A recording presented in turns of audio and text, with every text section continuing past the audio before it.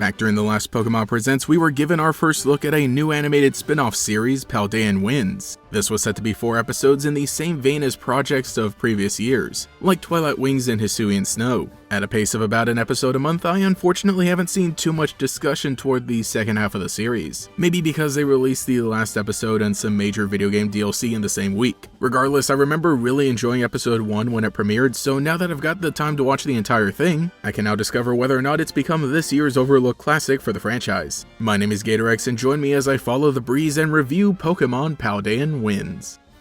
Episode 1. Breathe Out. Right off the bat, we're treated to some insane animation bringing us into the world of the Paldea region from the perspective of a roaming Gimmighoul just looking to get a coin. But I do love how that coin gets snatched up by a Corviknight whose flight brings us to the establishing shot of Naranja Academy. From here we're presented with just an amazing sequence serving as something like the opening theme, but intercutting footage of the 3 characters we'll be following, with diegetic music from the school band playing and still setting up the story and conflict of the first episode. It's a genius I never expected, but it works great to begin the series. So now we can dive right into things as 3 students, Alicus, Homa, and Ohara, have been grouped together and assigned to create a video meant to welcome new students to the academy, though they don't all seem to be on the same page. From their interactions, we start getting the basics of each character. Alicus is focused on Pokemon battling and won't really give the others a time of day. Homa is a bit too interested in research and Pokemon knowledge that he isn't too invested in the current conversation, and Ohara is set to play the lead in the school band's performance. Her father is also the conductor, and so there's a lot of pressure put on her performing despite the fact that she seems to be more of a shy type. And we learn all this through her dialogue and interactions between each other, so pretty quickly and efficiently we're caught up and informed. Now we cut to Ohara up in Glaciata Mountain as part of her independent study treasure hunt, though she admits to using it as an excuse to get away from people and responsibilities, and like, dang, why do I keep relating to these Pokemon characters in these kinds of ways? This scene does take place in the aftermath of the scene from the beginning that shows she came out to the mountain to abandon her flute. Another way of her attempting to hide from things by getting rid of the problem in her mind rather than talking to the people she needs to, or taking some kind of action. I like too that we get to see some of the characters from the video games as Arven appears and also happens to be up in the mountain exploring, though their interaction doesn't develop too far before a wild Titan pops up out of the snow and attacks. And I'm loving the music during this sequence. It's this orchestral piece dominated by flute, and it really ties into the entire narrative. And it's obviously all important as there's another little flashback to the moment just before Ohara left when she was told by Homa that Titan's cries are similar to the sound a flute makes. And it isn't just this moment where it comes up, because throughout most of the episode he was actually talking about similar facts. Though as we had just seen, she doesn't have her flute with her anymore, so she's helpless, only watching as Arven is chased by the monster, but it makes for some great moments of him just booking it, absolutely hilarious. As the music slows down for a bit, her Fuecoco appears with a piece of her flute that it found, and just at the right moment she's able to play it and calms the Titan. I love how this is the conclusion to everything, especially with how she's able to talk with Arven about it afterwards. Someone who understands what it's like to not really get along with their parents, but instead is able to move forward through friendship with Pokemon. He doesn't mention it here, but knowing everything about him from the video game's story and his relationship with Mabosstiff, it's just so good. He doesn't say much, but he says exactly what he needs to and helps Ohara realize she isn't alone in all of this, but has her Pokemon, classmates, and everyone else cheering her on. Quite literally, because we also cut to the performance, which seems to actually be taking place after her trip to the mountain. Really interesting how they've been using all these scenes in different order, but by the end of the episode it all works out together. So for the first episode, we're off to a great start. And it seems like the following episodes are meant to focus on the other students of the group and their own stories. I think this episode could have benefited a bit from a little more development for Ohara, given that it has to set up the premise of the entire series, but I'm very happy with it, and it's actually able to do that in that setup from the very beginning with how she reacts to her other students. And that climax with the Titan has actually stayed with me since I first saw it. It's just beautiful. But now that we're settled in and ready for more, let's continue onward. Episode 2. Breathe In. We start things off with a battle between Nemona and Alicus. I love how this battle is taking place at night, which is something we don't really see a whole lot of. But this battle is pretty short as we're only seeing the tail end of it as Kilowattrel defeats Masquerada. The way they play around with the camera in this battle is just amazing, really showing how nimble a flying Pokemon can be. But the main story kicks off the next day as Alicus talks with his older brother at Blueberry Academy, who advises him not to use Masquerada in a battle against Nemona anymore since it's already lost, and poor thing, she just wants to hang out with him and eat candy. Back in the classroom, Ohara is playing her flute again, and I'm actually really glad to see her story continuing. It only makes sense as they still have the video project to work on and kind of serves as the backbone of all the episodes. Ohara even wants to help out with the music for the video, actually being assertive and insistent after her journey up the mountain. I like that her development from the last episode really carries over and contributes to the conversation at hand, talking about her Fuecoco and how it'll always be there for her, in contrast to how Alicus is a little fed up with how the conversation continues to focus on his recent loss, at which point he bursts and just outright blames Meowscarada for losing. The way my jaw dropped during the scene, I was just like, dude. Appropriately, Meowscarada slashes at the bag of candy and storms out the room. And even though Alicus doesn't chase after his Pokemon immediately, we do get a little more info concerning the candy he's always eating, describing it as a pre-battle ritual, but with how the inside is a surprise, it also likely is a representation of how the battle will play out in his mind. Also, I'd love if they made these candies in real life. I'd buy them by the dozens. Predictably, the climax of the episode is a rematch between Alicus and Nemona, breezing through 5 Pokemon until Alicus only has 1 left. Reaching for his last Pokemon, he pulls out one of the candies instead, and now we get a full flashback to the moment he promised to get stronger alongside Sprigatito, getting one of the lucky candies in that moment as a sign of their bond together, which this piece he has out in the modern day also happens to be. So just like a magician, Meowscarada appears on the battle court and the two of them make up.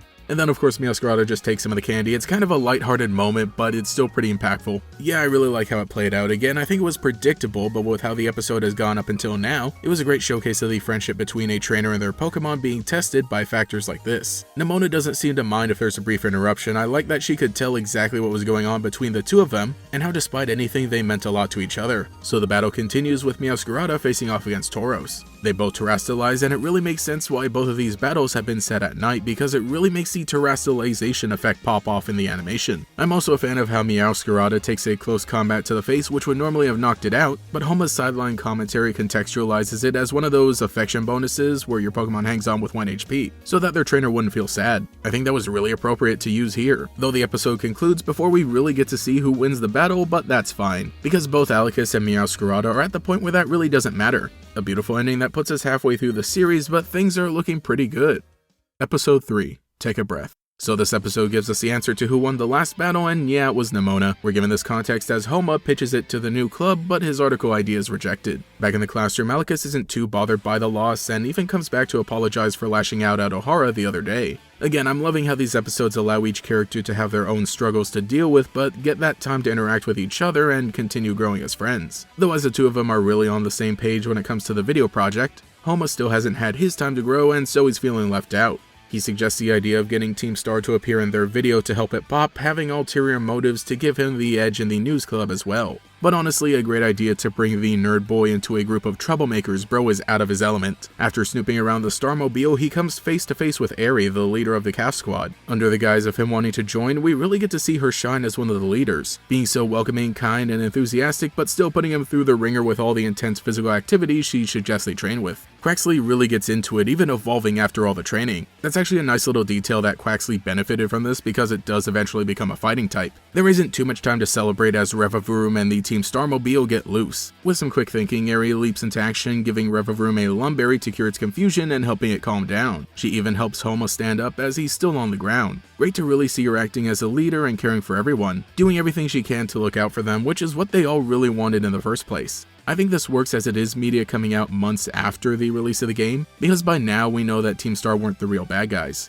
Homa also realizes this and decides to leave, figuring the hit piece he intended to pitch about them wouldn't work out as there's no basis to it. Downtrodden and ready to give up on having the next big scoop, Quaxwell begins dancing to try and cheer him up, which helps him realize that it's been by his side the entire time no matter what and will continue to be. So he heads back and catches up with the rest of the group, finally giving his actual input for the video, suggesting that they include aspects from all over Paldea because school life isn't just confined to the campus, but involves adventure and people from across the region. A nice little ending that puts all 3 of the characters on the same page after giving them their own little adventures. I think out of the 3 first episodes, this one was my least favorite, but that isn't to say it's bad in any way or doesn't connect to the rest of the story. I just think it didn't have the biggest impact compared to the other 2. It's still great and leaves us with our characters all ready to complete their project with one more episode remaining.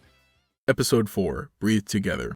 This episode is actually the shortest, and that's because it begins at the protagonist's house and is kind of framed as a showcase of the video that the students ended up creating, presenting various locations across the Paldea region and having so many characters pop up, basically being like a sizzle reel of the greatest moments. And oh my gosh, we finally get to hear Rhyme actually singing It's Like a Dream Come True. We gotta wait till the anime to get the actual voice acting and performances for these characters. This also leads directly into Ayano doing a little collab to introduce all the various gym leaders from the Paldea League. Again, kind of being yet another series of moment after moment showing cool things from the video game. It's neat to see, but kind of further contributes to the rest of the episode as a whole, just feeling a bit like a non-episode, mostly showing things here and there without saying all that much. It's a lot of fan service, animating little pieces of fun game experiences that makes me smile, but leaves me just wishing we instead got actual episodes featuring these locations and characters. Whether it be in this series or a different even longer series, as the main anime has been doing its own thing pretty detached from the games ever since 2019. But hey look, we see Carmine and Kieran. That's not really the entire episode because we do get the epilogue between the three students actually enjoying their time together and seeing the fruits of their labor with how the video came out. It's nice to see each of them heading off to do their own thing now, having learned the lessons they did,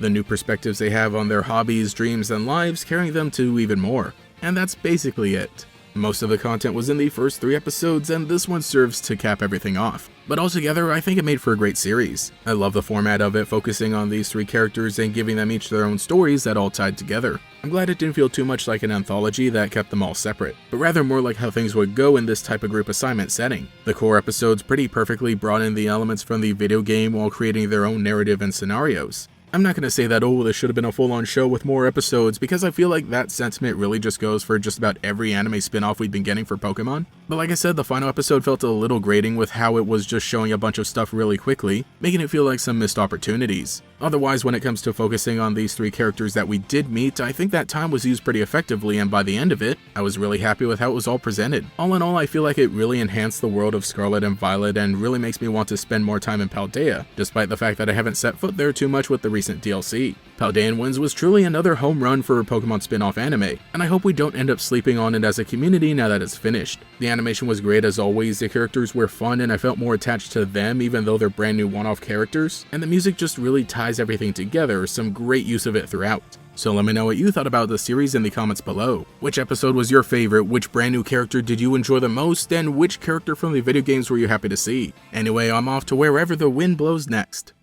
Thank you to every channel member for your continued support, especially the Great Gators. Actual Clown, Alex Switz, Andika, Cheeseburger Lasers, DeAndre, Duncanchino II, Jen Eric, It's Mr. 800, Justin Dows, Justin R, Cosmo Zero, Lockadox, Mazhar Siddiqui, McCryptid, Meme Supreme, Nomad Nobi, Oleg Studios, P, Phantom, Peel the Genius, Quago, Savion Washington, Scotty Fan Club, Sean, Tajirai, Volity, and Pastel Blood. If you would like to support, get a shout out here as well as access to emotes for comments and live streams, you can become a channel member today. We're getting so many members here on the channel that I think going into the new year, I'm not necessarily going to shout out everybody at the end of every video, but instead we'll take a random set of people to put into the shout out for that video.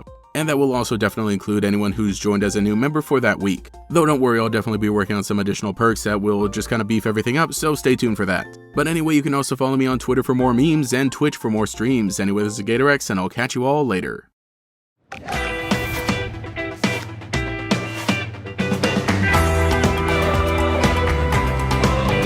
Start your adventure together in the Pokemon trading card game Scarlet and Violet. Coming soon.